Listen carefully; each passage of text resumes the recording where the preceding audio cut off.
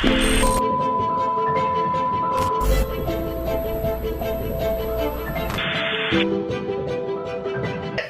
the best that we can, and I think, honestly, for me, a big component is how you start your day, starting your day with intention, regardless of your spirituality. If you don't even believe in a higher power, you can still connect to your own internal truth, you know, and we can maybe spend some time in whatever kind of way to center ourselves, whether it's meditation, whether it's taking a walk. But I think those components I would highly recommend, particularly at a time like we're dealing with right now, even in the midst of it. So do you think that everything that we're doing right now, it's right, like, or we could do it better when it comes to the government? We have to stay home, or what's your thoughts on that? Like, well, that's a huge question, and obviously I'm not an expert in public health and all these components, but from what I have done a lot of reading, and I actually have a really good friend of mine who's a physician who was trained in the West but is working in China and has been, you know, has seen everything through SARS and now has been quarantined, of course. So I'm hearing a lot from this individual as well, and reading a lot. And quite honestly, what is most impressive to me in terms of the analysis is people really thinking about, number one, we are a global interconnected world. And the idea that, oh, it's okay if some people suffer over there, it's not going to affect me. For example, when this whole thing broke out in China, I think back in January, the director of the World Health Organization asked for something like, I don't know, $700 million from all of the wealthy countries to help fight coronavirus. And the amount that they got back was less than $60 million. Okay? Which is pretty much a drop in the bucket. It does nothing. And now we're seeing it all over the world. Currently, you know, we have this major outbreak in Iran, and nobody's really caring about, you know, that's going to affect the whole region. We have outbreaks in Europe, outbreaks in the U.S. You know, it's a lot of concern about what's going to happen in India. So there's a lot of, you know, we're all connected. So that's one piece I think that really needs to be talked about. It needs to be done on a real global level. But in terms of the quarantine, I'm not convinced that you can just shut down an entire society, an entire economy for months and months until we get a vaccine. I do not think that is actually even sustainable.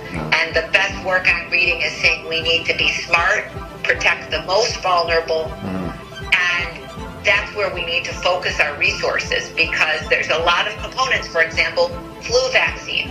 One of the reasons some people are saying that the Italians are having such high rates is because there's a big anti-vaccine movement there. So a lot of people did not get the flu vaccine. One of the recommendations they're having here is for people to get the flu vaccine because of the symptoms being so similar. People end up going and getting really bad flus. They go into the hospital, and then they're also susceptible. You know, when your immune system is compromised, you're susceptible to other things. So there's lots of pieces that we could play from a public health perspective that could really make a difference. This is what I'm reading. Again, I'm no expert, but these are things that I've been paying a lot of attention to. Do you agree with Wuhan's methods, I guess, for how strict they were right at the get-go? Or? Well, I mean, China is a totalitarian state. I don't want to live in that state. I don't think the idea of a drone coming in if you're out without some kind of official rule or don't have a mask on, and then the police come and potentially beating you till you submit is the way that I want to live. And I would rather not give up my government over a virus that is potentially only going to, not to belittle it, but they're saying fatality rate is more like 1% or under. That doesn't seem worth it to me to give up my entire society, economy, and country. Exactly. It doesn't seem worth it. No. I think that, like the media is blowing it out of proportion, and then everyone's self-isolating so that the economy is at a standstill. And we can't really do anything from there regarding the 1% or under mortality rate. I mean, mean, quite honestly, some people are saying in the U.S., if we had had some type of national policy where everybody wanted to quarantine but it was an ended date of 2 weeks, which could slow down the process. Yeah. And then we could come out and focus on the most vulnerable. That's what I've heard of in a lot of really good op-eds and pieces in the New York Times and the LA Times. That would make sense. Okay, have a time limited. But right now we have a patchwork situation. We're supposed to be quarantined here in California, potentially who knows how long. Yeah. Probably, potentially months, I don't know.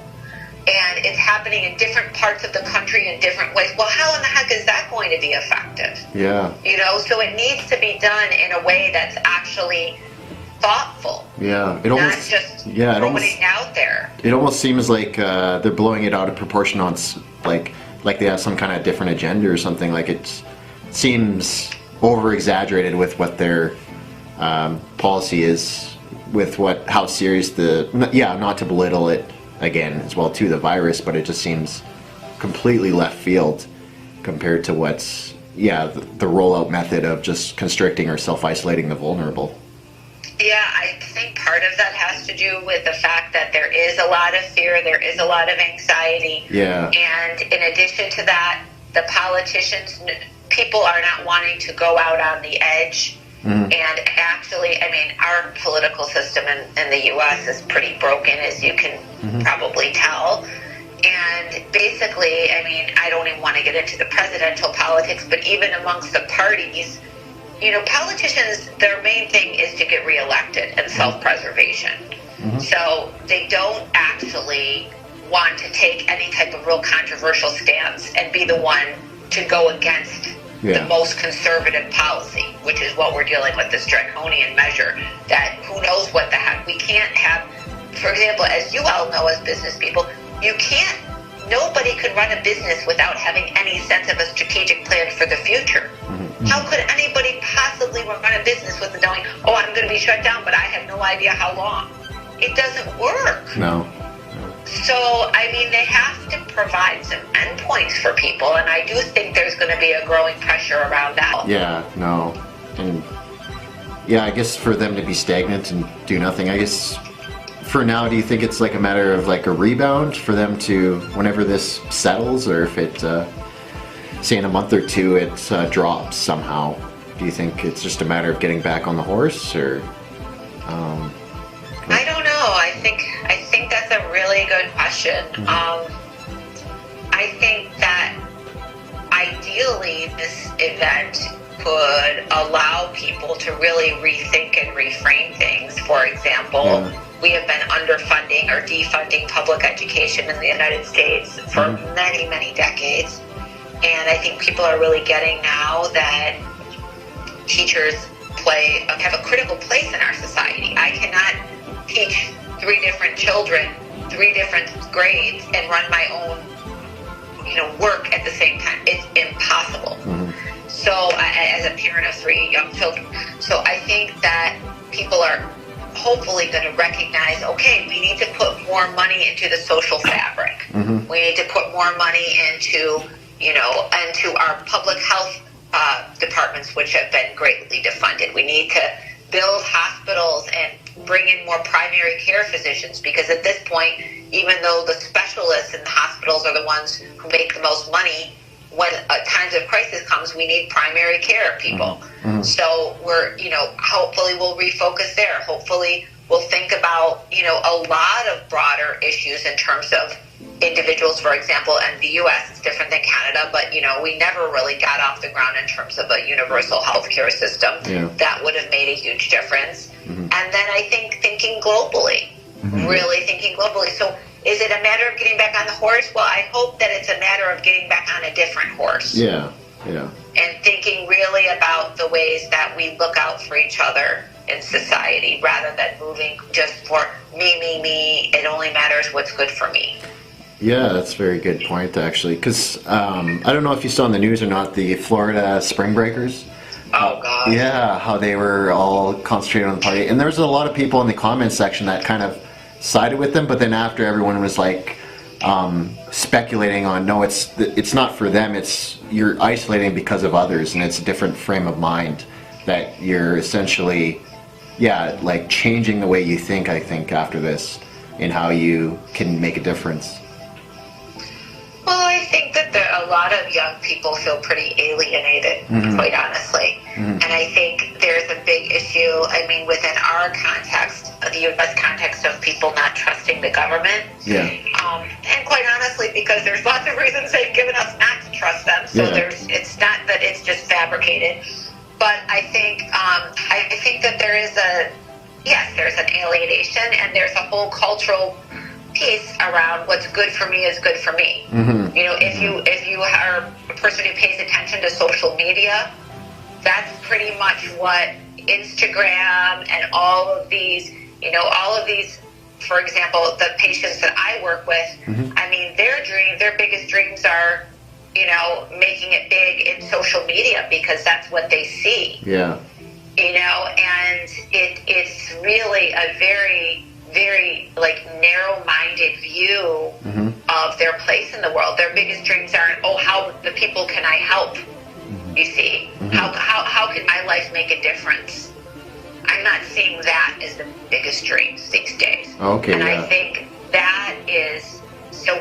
Hey, let's live it up for ourselves, and who cares about the rest? Yeah. And I mean, quite honestly, this speaks to me to the issue, and this is something I talk to my patients. What is your vision for your life? I'm hearing an 18-year-old college student not being able to articulate that. Well, okay, that's a question for me. What is your vision for your life? We should all be asking those questions of ourselves. Yeah.